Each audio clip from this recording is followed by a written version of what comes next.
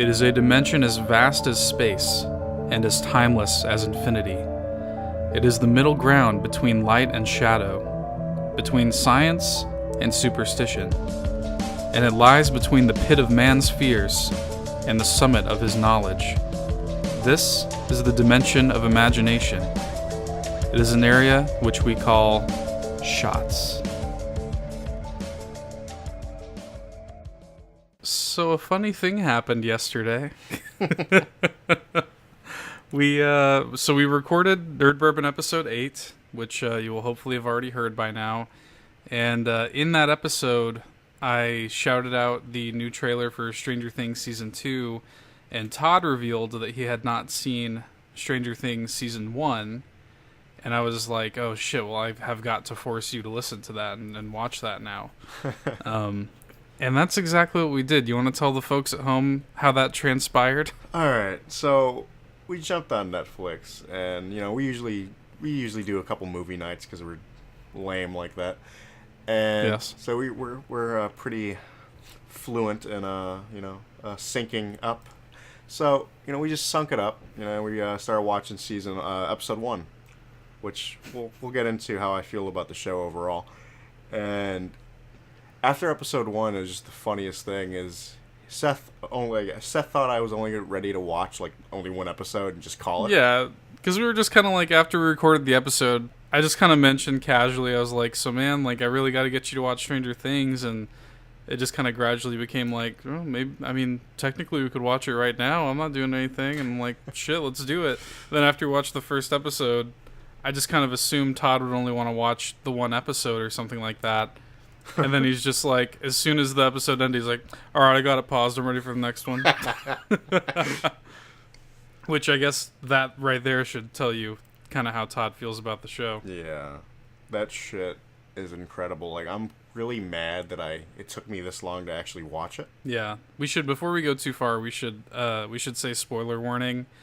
Even though the show came out like a year ago and season 2 is about to come out now, and we're late, like I had watched it when the show came out, but Todd's just now watching it, so I thought it was kind of worthy of an episode of Shots, because the show is that good, and it's worth rewatching to kind of get yourself in gear for the new season. Mm-hmm. So, but yeah, how'd you feel about it? So, I love a lot of the things about that show. Like, I love all the like, you can see what influenced that show. Like, the main one I was calling out, like, off bat was, like, Silent Hill. Yeah. Like, yeah, you picked up on the Silent Hill stuff right away. Yeah, like, I love it. Love the characters in there. You had Dustin. You had basically the Goonies over here. You got, Mike, Lucas, Dustin, and Will. But Will is not really in there, per se. Yeah, he's kind of the catalyst of the events of the show. But, no, I love that show so much, and I love all of the influence. It wears its influences on its sleeve. Mm-hmm.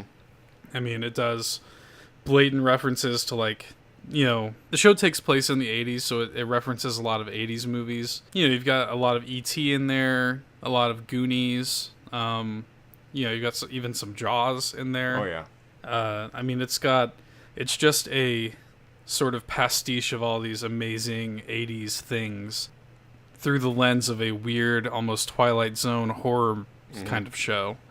Almost like a Stephen King sort of vibe to it. Oh, definitely. It's got a little bit of it in there, There's like a government conspiracy, and it's really, really good. The soundtrack is incredible. I mean, just throughout, I think you were just... So, we ended up watching the entire season in one sitting. I think it was like the 4th or 5th episode where I'm like, at this point, it's just like, fuck it, why not? Let's just fuck it. Let's just watch the whole damn thing. And it's only like 8 episodes, but it's still, they're about an hour long a piece. So that's like 8 hours of just straight television that we just watched. Yeah, we just sat there and legit watched the entire show from start to finish. And I mean, it just goes to show how concise and tight that first season is. It really is a perfect first season of television. Mm-hmm. It tells a story with fully fleshed out characters and a fully fleshed out world, and at the same time, there's plenty of places to go with it. Mm-hmm. Like season 2 is inevitable, but they definitely gave you a lot of room. Where like coming into season 2, you're not like, oh, what could they do? You know exactly kind of some of the places they're going to go with season 2, with what happens with Elle and now Will after being in the Upside Down the entire time. You know, like he's got kind of PTSD a little bit. Yeah. So I mean, there's a lot of interesting places they could go. I'm gonna be real. I think it's gonna be more than PTSD. Yeah. I mean, because he's actually got like shit inside of him, like he's coughing up slugs and shit. Honestly, like I think he's able to. I think in season 2 he's gonna be able to like phase in and out of the Upside Down like instantaneously. Possibly. That's what I think. Honestly. But, you know, who knows? I mean, there's still. The show did a really good job. The first season did a really good job of raising a lot of questions, answering most of them, but leaving just enough of them unanswered to where, like, you don't feel dissatisfied. Yeah. Like, I feel like if the show had never been picked up for a second season, which it was so obviously going to be picked up for a second season because of how popular the first season was, it was obvious from the get-go. I mean, season 1 just took off. But had they ended it there, even though there are some little, like, you know, some little nods to where it could go, it would still have been a satisfying ending. Yeah, they could have got away with, like, not even doing a season 2. Yeah, like, if they never did a season 2, if it ended at season 1, I mean, that's just how concise it is. It would still be satisfying, and I love that about it. I love all of the just writery things, all the foreshadowing, Yeah. The show opens with a D&D game that sort of sets the stage for the events of the show. Yeah. And it's called back to a lot, like when Elle, flips over the D&D board to describe the Upside Down and everything. It's that's a really good moment in the show. And the show's full of great moments, not even just like narrative moment. It's filled with these great, like, instantly iconic just visuals, in the way that those 80s movies had. Like, it feels right at home. Like, it feels like it belongs with the things that it's taking inspiration from, Yeah, definitely. It would have been at home right alongside something like The Goonies or E.T. If it had come out in the 80s, it would have been an 80s classic, So I loved it. I mean, I love that fucking show, and it was so nice to rewatch it again with you, and I'm glad you enjoyed it. Oh, shit, I more than enjoyed it. I just want to call out, like, some of my favorite moments and, like, characters, man. Like, Dustin. Dustin's my boy. I'm going to go to the cafeteria and find all that chocolate pudding. I know Lunch Lady hoards that shit. Oh. So good. So good, Great, man. Great character. Did you ever... I need to link you to the video. That actor, I think his name's like Gaten... I did see like a clip of that man. Like, they let that kid's like sing. He has the voice of an angel. It's incredible. Voice of a fucking angel. Gaten Matarazzo is his name. He can sing, dude. It's hilarious. Yeah, you wouldn't think it. Straight voice of an angel. I always gotta... Like, you were telling me that she was a fan favorite, and I can definitely see why. Is Barbara. Yeah. Ooh. Poor Barb. They did Barb dirty. Yeah, you were telling me, like, how you felt about Marcus Phoenix? the only difference is they do her like that. So there are a few things that I learned about season 2. Oh, yeah? Doing a little bit of research in preparation for us. I knew we were going to end up recording shots about it just because... Again, it seems a little bit out of place to record shots about a fucking year-old season of TV, but just, you liked it so much and we had such a good time recording it, and it feeds into the episode of the proper show that we just recorded. Yeah, definitely. It just made sense. I learned a few things about it. One thing that I learned is that Sean Astin is going to be in it. Oh. Which, he kind of got his start in the Goonies. Yeah. So that's kind of appropriate. He's gonna be in it. He's gonna be like kind of a major character. I think he's gonna date Winona Ryder's character. I'm down for it. Which, I mean, can we just shout out Winona Ryder? Oh, she's amazing in the show. Shit. I was calling that out like a couple times as we were watching it yesterday. It was just like, damn, she's fucking good. She's great in this show, and I mean, like, she really plays that kind of, mom losing her mind, but she isn't crazy. I mean, everything that she's saying is really happening. Nobody believes her, of course, but it just she's sounds really bad shit. Yeah, she really sells it really, really well. And I think I it's impossible not to call out Millie Bobby Brown as 11. Yes. She's all the child actors in the show are amazing. Just a great cast. One of the first things I said to you is we were starting episode 1, and I'm like, this has a lot of child actors. Did they actually get good child actors? And you're like, yes, they did. Yes, all of them are great. Yeah, they're all great. Yeah. You got to call out David Harbour's, Hopper, the police chief. Yeah, definitely, and gonna be the next Hellboy. And I'm now excited to see him as Hellboy. It's funny because he got cast for that on the back of Stranger Things. Yeah. Like, they were watching whoever it is that's directing the next Hellboy. Literally, they were watching Stranger Things and like, I think this is the guy. So, which is interesting, and I mean, even just watching it, you can tell he's going to be perfect for that role. He definitely carries that sort of persona.